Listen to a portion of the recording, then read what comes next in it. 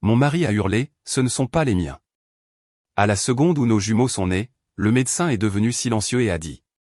Mon mari a hurlé, ce ne sont pas les miens. À la seconde où nos jumeaux sont nés, le médecin est devenu silencieux et a dit quelque chose qui m'a glacé le sang. Je me tenais là, figé, incapable de comprendre ce qui venait de se passer. La pièce semblait se rétrécir autour de moi, les cris des nourrissons se mêlant aux battements frénétiques de mon cœur. Tout avait commencé comme une journée ordinaire. J'avais passé des mois à imaginer ce moment, à rêver de tenir mes enfants dans mes bras. Et pourtant, quand je les ai vus pour la première fois, une étrange sensation d'étrangeté m'a traversé. Leurs traits ne ressemblaient à rien de ce que j'attendais, comme si chaque ligne de leur visage racontait une histoire que je ne pouvais pas reconnaître. Le médecin, l'air grave, a posé ses mains sur mes épaules et m'a guidé vers un coin de la salle. Les images que je voyais défilaient dans ma tête plus vite que le temps lui-même. Des souvenirs flous d'hospitalisation, de tests prénataux, d'examens et de contrôles. Tout semblait soudain converger vers ce moment d'angoisse absolue.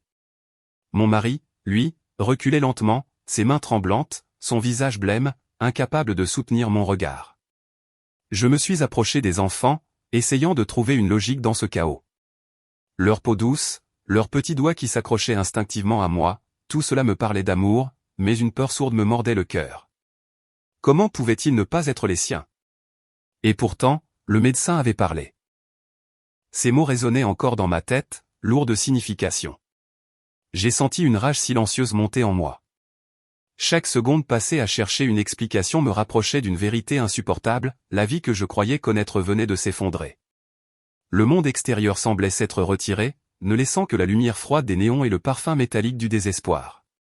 Je devais comprendre. Je devais protéger mes enfants, peu importe ce que révélerait le destin.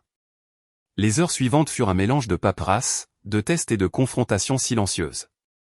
Des médecins, des infirmières, des visages familiers et étrangers s'agitaient autour de moi, tous emportés dans le tourbillon de ce qui venait d'arriver. Chaque explication rationnelle échouait à calmer ma peur, et pourtant, je sentais quelque chose grandir en moi, une force inattendue. Lorsque je les ai enfin pris dans mes bras, oubliant tout le reste, j'ai compris une chose essentielle, peu importe le sang, peu importe les circonstances, ces deux vies étaient désormais liées à la mienne. Le chaos extérieur, les accusations, la douleur. Tout cela s'effaçait face à leur innocence. Et dans ce silence retrouvé, j'ai promis que personne, jamais, ne viendrait briser ce lien fragile mais indestructible. C'était le début d'une bataille, certes, mais aussi le début d'un amour que rien, ni personne, ne pourrait éteindre.